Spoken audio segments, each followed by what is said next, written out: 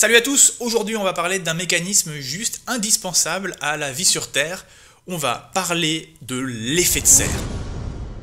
Et on attaque directement avec un des principaux protagonistes, le Soleil. Un astre splendide, majestueux, qui a et qui façonne toujours moult récits fantastiques autour de lui. Mais aujourd'hui, en fait, on s'en fout un peu. On a juste besoin de savoir que le Soleil émet de la lumière. C'est tout. Et si on regarde de plus près cette lumière, la première chose que l'on va voir, c'est qu'en fait, elle est composée de ce que l'on appelle des ondes électromagnétiques, à savoir les ultraviolets, les ondes du visible et les infrarouges. Et pour les distinguer, on utilise un paramètre fondamental qui s'appelle la longueur d'onde. Et la longueur d'onde, c'est la distance qui va séparer deux bosses ou deux creux d'une onde. Un dernier point important qui va nous servir pour plus tard, donc on le met dans un petit coin de sa tête, le rayonnement d'un objet dépend de sa température. C'est important. Bon, alors les présentations sont à peu près faites. On va pouvoir s'intéresser à ce qui se passe quand le rayonnement solaire arrive sur Terre en fait. Alors notre atmosphère fait quand même plusieurs centaines de kilomètres d'épaisseur, mais il faut bien reconnaître que vis-à-vis du rayonnement solaire, en fait, la quasi-totalité ne sert à rien. Ça me sert à rien. Le premier véritable obstacle que le rayonnement solaire va rencontrer, c'est quelque chose que vous connaissez très certainement, c'est la couche d'ozone. Et elle est vraiment tout près, à quelques dizaines de kilomètres d'altitude. Par contre, elle se fout pas de notre gueule. La couche d'ozone, elle intercepte la quasi-totalité du rayonnement ultraviolet que le soleil nous envoie. Après la couche d'ozone, les choses sérieuses commencent. Nous avons le champion incontestable du renvoi d'énergie solaire, nous avons les nuages. À eux seuls, c'est quasiment un tiers du rayonnement solaire qui est renvoyé dans l'espace directement. Alors les nuages, ils trichent un tout petit peu, il faudrait quand même leur rajouter l'effet de cristaux de glace qui agissent comme des petits miroirs, de quelques poussières ou encore d'aérosols qui ont un pouvoir réflecteur très puissant. Dernière étape de la traversée de l'atmosphère par le rayonnement solaire, c'est la zone la plus riche en CO2 et en eau. Je vous ai mis un graphique qui représente l'intégralité du rayonnement solaire avant d'entrer dans l'atmosphère. Donc là, tout ce qui est en jaune, c'est le total avant l'entrée. Ensuite, en rouge, c'est le total du rayonnement solaire qui atteint le sol. Et donc là où il n'y a pas de rouge, eh bien, c'est les zones qui ont été soit absorbées, soit réfléchies. Et ce qui est particulièrement notable ici, c'est notamment dans les infrarouges, des bandes d'absorption qui correspondent à la capacité de la vapeur d'eau à absorber le rayonnement solaire, et par conséquent, l'empêcher d'atteindre le sol. Certaines zones de la planète sont très réfléchissantes, comme les glaces, les glaciers ou encore les déserts. Donc là, il y a encore une partie du rayonnement solaire qui est directement réfléchie. Tout le reste du rayonnement solaire est absorbé par la planète. Majoritairement les océans et la végétation, mais il y a aussi les villes, les routes, vous-même, votre voiture. Tout ce qui est en contact avec le rayonnement solaire va en absorber une partie. Et là, on va passer à l'étape numéro 2 de l'effet de serre, qui est que tout ce qui a absorbé du rayonnement solaire va littéralement déborder d'énergie. Et là, franchement, je crois que un des meilleurs exemples pour illustrer tout ça, c'est de se référer à Dragon Ball Z et au mode Super Saiyan. Vraiment, ça fonctionne relativement bien.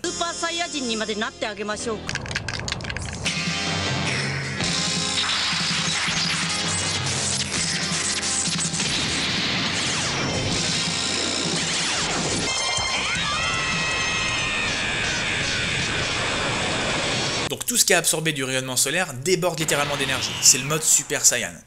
Et ça, c'est ce qu'on appelle un état d'excitation. Sauf que cet état d'excitation est un état instable. Donc tout ce qui déborde d'énergie va devoir, par un moyen ou par un autre, s'en débarrasser. Et cette étape-là, c'est ce qu'on appelle une étape de réémission. Et c'est maintenant qu'il faut se rappeler de ce qu'on a vu un tout petit peu plus tôt dans la vidéo, où je vous disais que le rayonnement d'un objet dépend de sa température. C'est là que ça intervient. Ce qui se passe, c'est que la Terre étant beaucoup plus froide que le Soleil, le rayonnement moyen de la Terre, en fait, va se décalé largement dans les infrarouges lointains, aux alentours de 15 micromètres de longueur d'onde. Ce rayonnement infrarouge lointain part dans l'espace, en même temps il n'a pas trop le choix, et dans l'atmosphère on a des molécules qu'on appelle à juste titre des molécules de gaz à effet de serre, donc comme la vapeur d'eau, le CO2 ou encore le méthane, qui elles ont une capacité à absorber le rayonnement infrarouge lointain. Donc comme pour le rayonnement solaire finalement, le rayonnement infrarouge va taper ces molécules et ces molécules vont être capables de l'absorber.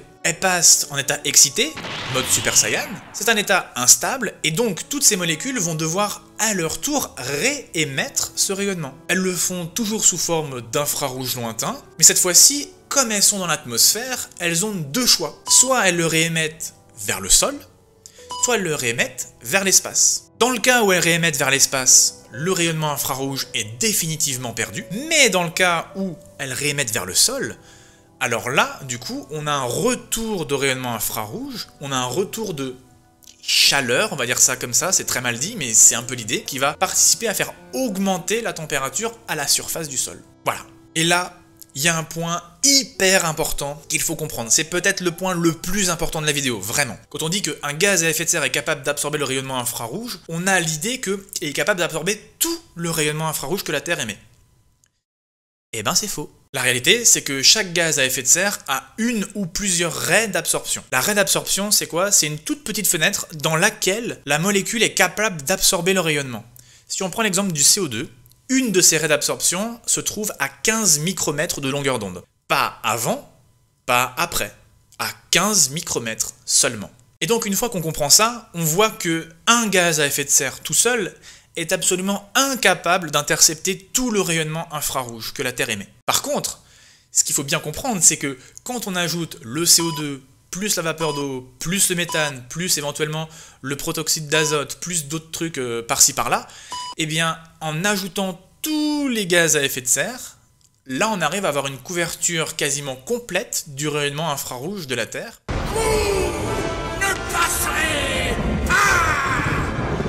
Alors je terminerai avec une note positive sur l'effet de serre. Si la planète n'avait pas d'effet de serre, la température moyenne de la Terre serait de moins 18 degrés. Donc pas d'eau liquide et probablement pas de vie. Donc c'est littéralement indispensable. On reprend tout ça. Le Soleil nous bombarde en permanence de sa lumière, qui est en fait un ensemble d'ondes électromagnétiques, avec les ultraviolets, le rayonnement du visible ou encore les infrarouges, et ça constitue son spectre électromagnétique. Quand ce rayonnement arrive sur Terre, il se heurte à l'atmosphère et à certains éléments de celle-ci qui peuvent interagir avec. L'ozone va être capable d'absorber la quasi-totalité du rayonnement ultraviolet, puis les nuages et quelques poussières vont être capables de renvoyer une grande partie du rayonnement solaire directement dans l'espace, et enfin, quelques gaz à effet de serre vont être capables d'absorber une partie du rayonnement infrarouge que le Soleil nous envoie. Une fois que le rayonnement solaire atteint la surface de la planète, une dernière partie de ce rayonnement est réfléchie et tout le reste est absorbé par la surface de la Terre. Les molécules qui ont absorbé ce rayonnement vont passer dans un état d'excitation et étant donné que cet état est instable, elles vont devoir réémettre du rayonnement. C'est la réémission. Elle se fait sous forme d'un nouveau rayonnement basé sur la température de l'objet, et celui-ci va se trouver dans les infrarouges lointains. Ce rayonnement émis par la Terre va être absorbé par les gaz à effet de serre de l'atmosphère, à savoir le CO2, l'eau ou encore le méthane. Ces gaz vont l'absorber, être excités, devoir le réémettre, soit vers l'espace, et il sera définitivement perdu, soit vers la surface, et donc il va participer à faire augmenter la température de la Terre. Merci à tous d'être arrivés jusqu'ici, j'espère que ça vous a plu. Si c'est le cas, en tout cas, n'hésitez pas à vous abonner, à liker, à partager. Vous connaissez la chanson. Moi, de mon côté, je vais retourner à mon confinement. Prenez soin de vous. Des bisous.